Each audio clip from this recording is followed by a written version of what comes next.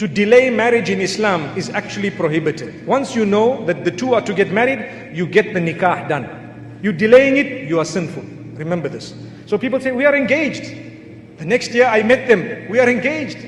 The third year I met them, we are engaged. The fourth year, oh, she fell pregnant, we had to quickly do the nikah. It's happening in society. They were supposed to be married, get the nikah done, even if they are living separately. So what? Who said that as soon as you marry, you have to go to your husband's house? If your father has agreed that no problem, you're still at school, you want to finish your education, get your nikah done and stay at home, don't worry. The day we are finished with your education 4 or 5 years down, inshallah, you can go to your husband's house and we can have a big walima that time, inshallah. No harm. But with us, we say, no, keep it. What am I going to say? Son doesn't have a degree, son-in-law doesn't have a degree. What am I going to say? No, hold it, no marriage, you must wait. They are already together.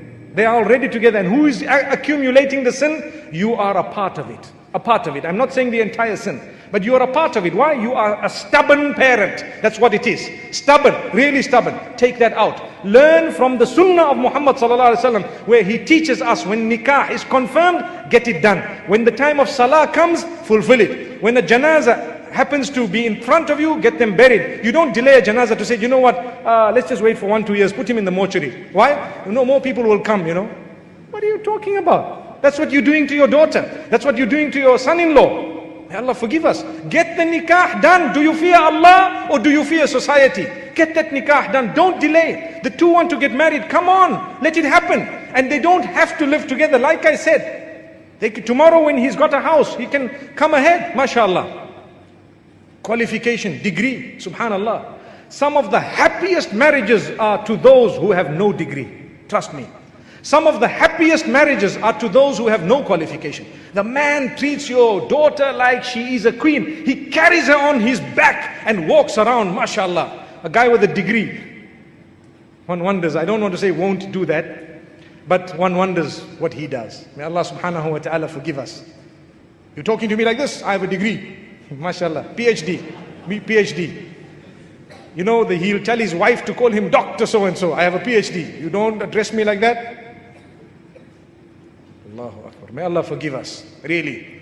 You look at the man, if his deen is good, his character is good, reasonable, responsible person, get him married. How many of our parents had nothing when they got married? 30 years later, they developed wealth. Today, the same parents want a husband who's already rich.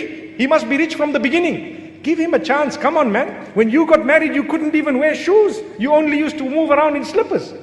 Allahu Akbar. And it took you 20, 30 years to develop wealth. And just because you've got the wealth, your daughter wants to get married. It's not like anyone is shoving it down her throat. And you are just saying no because perhaps the man doesn't have something. And who said? Allah says, إِن يَكُونُوا فُقَرَاءَ يُغْنِهِمُ اللَّهُ مِن فَضْلِهِ. You've chosen the right spouse. If the person is poor, Allah will bless them with His virtue, because Allah is the one who owns sustenance. How many people have got their daughters married to wealthy people? 10 years down the line, they lost everything.